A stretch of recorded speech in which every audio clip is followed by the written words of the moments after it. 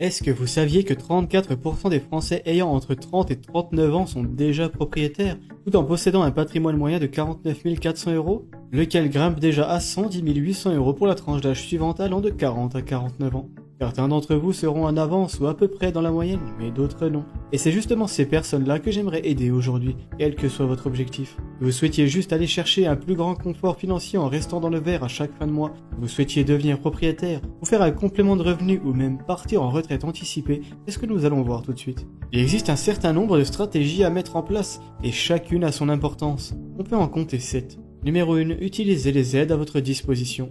Si votre patrimoine n'est pas aussi élevé que la moyenne, il y a de fortes chances que vos revenus soient donc assez bas. C'est forcément un peu gênant si votre but est de vous enrichir, mais ça vous donne accès à un certain nombre d'aides. Voici les principales.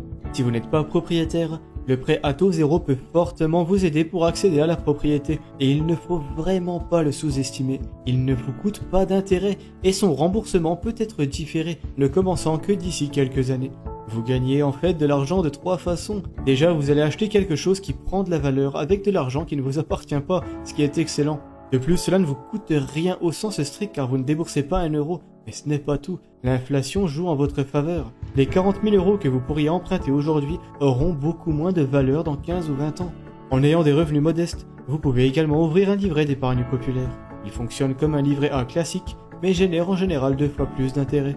Bien qu'investir soit plus efficace, comme nous le verrons bientôt, le LEP est le compte le plus optimal qui soit pour y placer une épargne de précaution ou économiser en vue d'un projet court terme.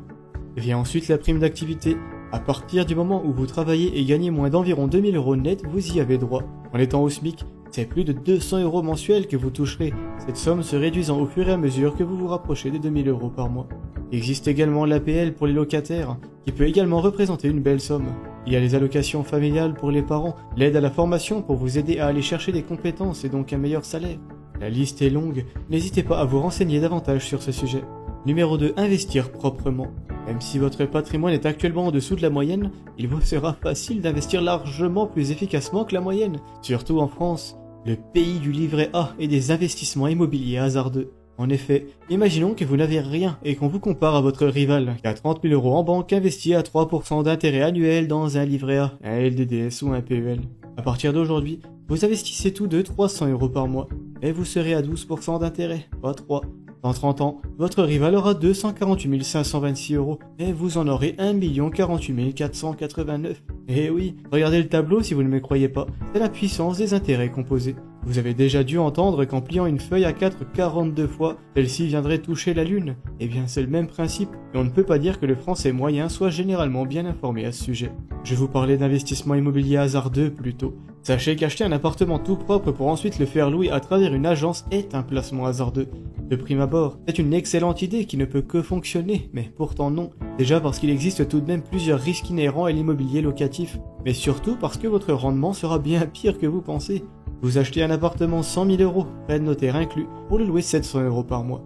On peut facilement réduire ce chiffre de moitié pour prendre en compte les charges, la taxe foncière, les impôts et les frais d'agence. 350 euros net par mois, soit 4 200 euros par an, et donc un rendement net de 4,2% seulement. Votre bien prendra de la valeur bien sûr, donc on peut monter ce chiffre à 5% net. Mais ça reste terriblement bas par rapport au S&P 500 et ses 12%, en plus d'être bien plus difficile à mettre en place. 100 000 euros à 5% d'intérêt sur 30 ans, c'est 446 774 euros. Et à 12%, c'est plutôt 3 594 964. On ne joue pas dans la même cour, et en faisant ce qu'il faut, vous pourrez dépasser des gens actuellement bien plus riches que vous. Vous pourriez me rétorquer que le risque n'est pas le même non plus, et vous auriez raison. Mais en commençant avec des actifs risqués et volatiles, tout en incorporant plus tard des actifs sécurisés, vous combinerez le meilleur des deux mondes. Numéro 3, augmentez vos revenus.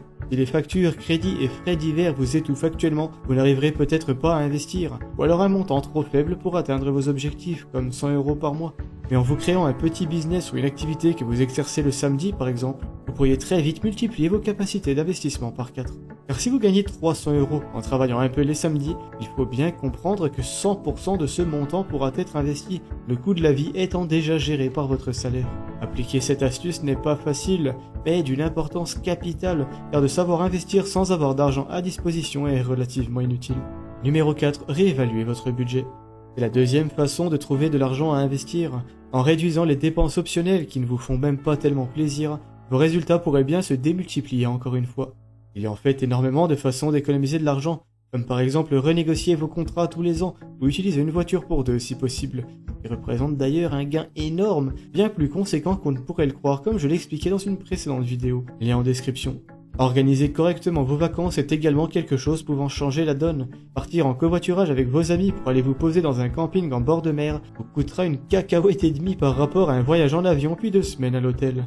Soyez intelligent pour rendre vos objectifs atteignables sans vous priver à outrance. Numéro 5. Optimisez vos impôts. Il existe un certain nombre d'astuces pour ça, qui dépendent de votre situation. Si vous travaillez assez loin, vos frais d'essence peuvent venir réduire votre revenu imposable par exemple. Comme nous l'avons vu plus tôt, investir en bourse ou même ailleurs sera plus optimal fiscalement qu'en immobilier également, car les gains en bourse ne sont imposés que si vous les retirez, et qu'à hauteur de 17,2% sur plus-value en utilisant le PEA. En d'autres termes, 100% des gains d'un investissement immobilier seront taxés au fur et à mesure chaque année, à hauteur de 30 ou 35% environ si on prend la taxe foncière en compte. Alors que seulement 15 ou 16% de vos gains boursiers seront taxés. Par quelle magie? Eh bien déjà parce que les impôts sont de toute façon faibles, mais surtout parce que vous ne retirerez jamais tout. Vous voulez atteindre une certaine somme et vivre des intérêts qu'elle vous offre. Si 100 000 euros vous génèrent 10 000 euros par an, eh bien vous utiliserez 10 000 euros par an, et les 100 000 euros devront rester intacts pour continuer de vous générer cette rente. Donc vous ne paierez en fait jamais d'impôts sur le cœur de votre patrimoine boursier. Numéro 6. Optimisez votre temps. Pour rattraper votre retard, il faudra donc optimiser les aides que vous pouvez percevoir, apprendre à investir, trouver un moyen d'augmenter vos revenus, puis y accorder du temps, réévaluer votre budget et enfin optimiser vos impôts. Ce n'est pas une mince affaire, mais c'est pourtant parfaitement à votre portée. L'éducation est devenue plus accessible que jamais grâce à Internet, et en vous organisant bien, il sera facile de trouver du temps pour apprendre toutes ces choses.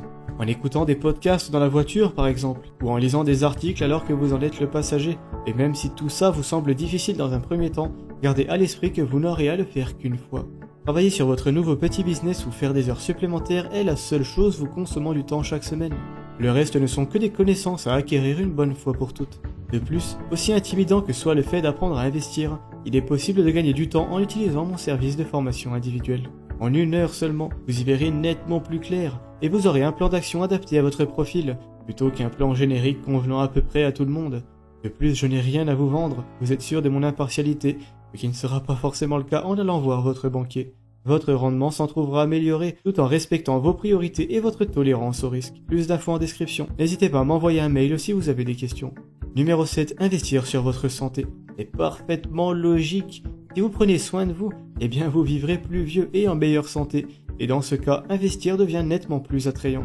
Car c'est bien d'avoir de l'argent, mais il faut pouvoir en profiter. Et plus vous faites attention à vous, plus vous pourrez justement en profiter. C'est vraiment très logique. Faire du sport et manger équilibré est directement lié à votre patrimoine et à votre morale bien sûr. Votre motivation viendra aussi de là. Plus vous êtes optimiste sur l'avenir, plus il vous semblera intéressant d'investir pour décupler votre pouvoir d'achat. C'est en appliquant tous ces conseils en même temps que vous obtiendrez d'excellents résultats, lesquels contribueront à vous donner envie de continuer. Vous comprendrez très vite qu'il est possible de rattraper votre retard et d'aller chercher des objectifs très gratifiants comme vous créer un complément de revenus, travailler un peu moins, partir en vacances plus souvent, etc. Vous pourrez en fait faire un peu ce que vous voudrez, dans les limites du raisonnable bien sûr. Tous ces sujets sont à votre portée. Trouvez une idée et vous créez un business est certes très intimidant au début, et une fois fait, ça ne deviendra qu'une routine tranquille, où vous exercerez une activité qui vous plaît. Vous voulez plus de motivation? Eh bien sachez que le jour où vos investissements atteindront la somme de 100 000 euros, eh bien vous serez en fait déjà au tiers du chemin vers le million. Je ne rigole pas, et je l'ai même démontré dans cette vidéo, dont le lien apparaît en haut et en description. Entraidons-nous. N'hésitez pas à commenter si vous avez des idées de petits business à lancer. Pour ma part, si je n'avais pas choisi YouTube, je me serais renseigné sur de l'entretien de piscine de particulier je pense, étant donné que j'ai déjà des connaissances assez avancées à ce sujet. Et sur ce, il est temps que j'y aille avant de trop raconter ma vie. Je vous invite à aimer la vidéo si elle vous a été utile, et vous abonner à la chaîne si mon contenu vous plaît. Ciao.